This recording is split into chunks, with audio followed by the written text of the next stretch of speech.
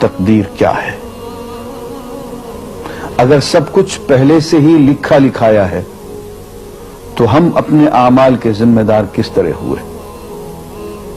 پھر اعمال کی جزا و سزا کیسی؟ پھر جنت و دوزخ کے کیا معنی؟ وضاحت فرمائے۔ بھئی سچی بات یہ ہے کہ اس سوال نے ایک عرصے تک مجھے بھی ستائے رکھا،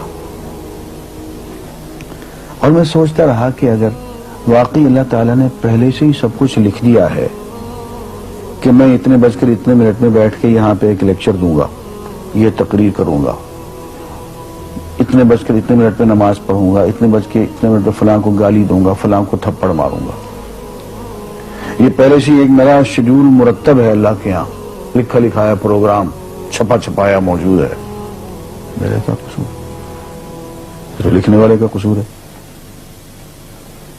بات تو خطرناک ہے نا، بات تو خطرناک ہے نا۔ تقدیر کیا ہے؟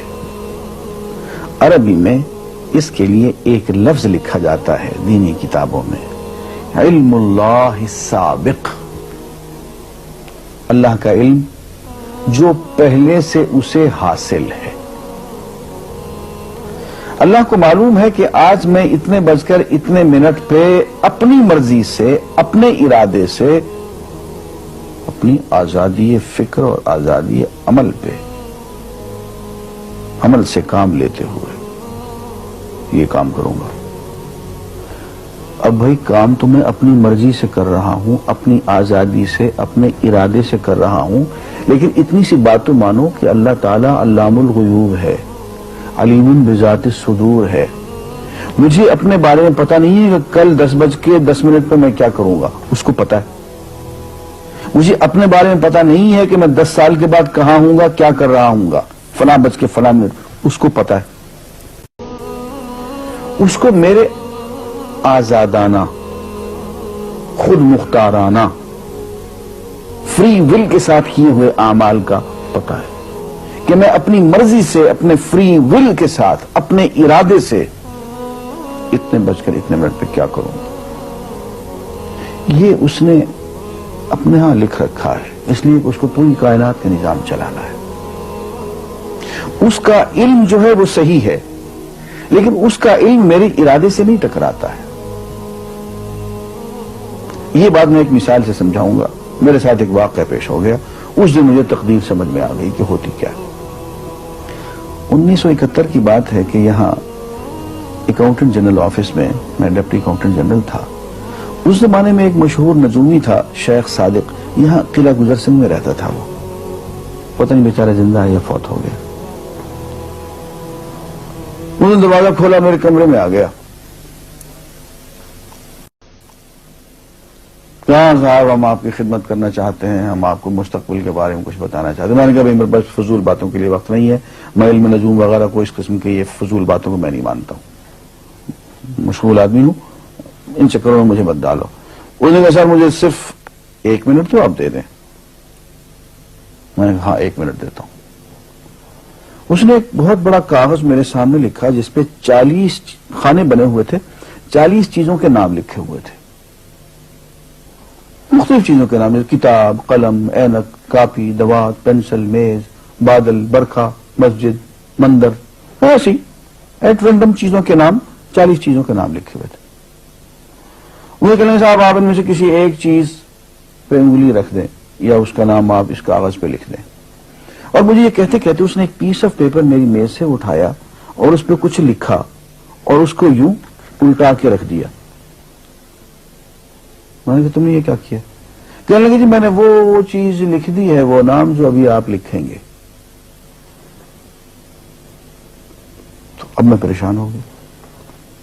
تماشا کی بات ہے نا کہ جو چیز میں سوچ سوچ کے اپنے ارادے سے، اپنی مرضی سے ابھی لکھوں گا، اس نے پہلے جو لکھے وہاں رکھ چھوڑ دیے میرے سامنے۔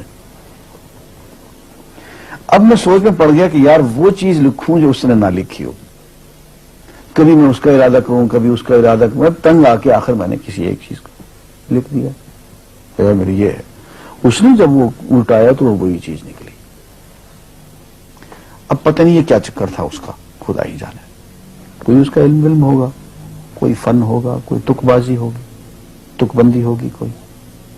لیکن اس دن مجھے پتا چلا کہ یار اس کو جو کچھ میں نے لکھا ہے اپنے ارادے سے لکھا ہے، اپنی مرضی سے لکھا ہے، اس سے پابند ہو کے نہیں لکھا. کبھی اس میں انگلی لگاتا تھا، کبھی اس پہ، کبھی اس پہ، آخر چن کے ایک لکھا میں نے. لیکن اس کمبخت کو پہلے سے پتا تھا کہ میں کیا لکھنے والا ہوں، اور اس نے پہلے سے وہاں لکھ کے رکھا ہوا تھا. میں نے کہا یار ایک محدود علم والا آدمی میرے آئندہ کے اعمال کو اپنے ہاں لکھ کے رکھ سکتا ہے. ہر چن کے وہ عمل میں اپنی مرضی سے کر رہا ہوں، اپنے ارادے سے کر رہا ہوں، کوئی مجبوری نہیں ہے اس میں. لیکن وہ میری مرضی والا عمل، میرے اپنے ارادے سے کیا ہوا عمل، پوری آزادی کے ساتھ کیا ہوا عمل، اس نے پہلے سے اپنے ہاں لکھ کے رکھا ہوا. یار اگر یہ انسان کر سکتا ہے تو رحمان کیوں نہیں کر سکتا؟ اس نے میرے سارے اعمال جو میں آئندہ چل کے کرنے والا ہوں، وہ سارے کے سارے اعمال اس نے اپنے یہاں لکھ کے رکھے ہیں. اس کو انتظام کرنا ہے، میرے رزق کا انتظام بھی کرنا ہے، آگے میری زندگی، میری موت، میری قبر میں اکوموڈیشن کا پتہ نہیں کہاں کا میرے اس نے انتظامات کرنے ہیں. تو میرے بارے میں اس نے سارا ڈیٹا کلیکٹ کر کے رکھا ہوا ہے اپنی انفارمیشن کے لیے کہ یہ اپنی مرضی سے کیا کیا کچھ کرے گا. تو اس کے لکھے ہوئے ہونے سے میری مرضی ختم نہیں ہوتی، میری ذمہ داری ختم نہیں ہوتی، میرا ارادہ، میری فری ول ختم نہیں ہوتی. یہی وجہ ہے کہ ہم جو اعمال کرتے ہیں اس میں سے اللہ تعالیٰ اس کی کچھ ذمہ داری ہم پہ ضرور ہوتی ہے. کچھ کام اللہ تعالیٰ کا ایک نظام ہے، اس میں شاید ہماری ذمہ داری نہ ہو، وہاں جبر ہو. لیکن کچھ اعمال ایسے ہیں جن میں خالصتاً ہمیں آزادی حاصل ہے، ہمیں اختیار حاصل ہے، ہم ان کے ذمہ دار ہیں، ہمیں ان پہ جزا ملے گی، ہمیں ان پہ سزا ملے گی، اللہ تعالیٰ بچائے. اور جزا ملے گی تو جنت ہوگی، سزا ملے گی تو دوزخ ہوگی. لیکن آزادی عمل اور ارادہ ضرور ہے. یہ الگ بات ہے کہ اللہ تعالیٰ کو پہلے سے ہی معلوم ہے کہ ہم اپنے ارادے سے اور اپنی آزادی اور اپنی مرضی سے ہم آج اور کل اور پرسوں اور سال بھر کے بعد اور 10-20 سال کے بعد ہم کیا کیا کریں گے اس کے ہاں لکھا ہوا ہے. وَعِنْدَهُ عِلْمُ الْكِتَابِ، اس کے ہاں سب کچھ لکھا ہوا ہے. لیکن ہم جو کرتے ہیں اپنے ارادے سے کرتے ہیں اور اس کے ذمہ دار ہیں. وآخر دعوانا الحمدللہ رب العالمین.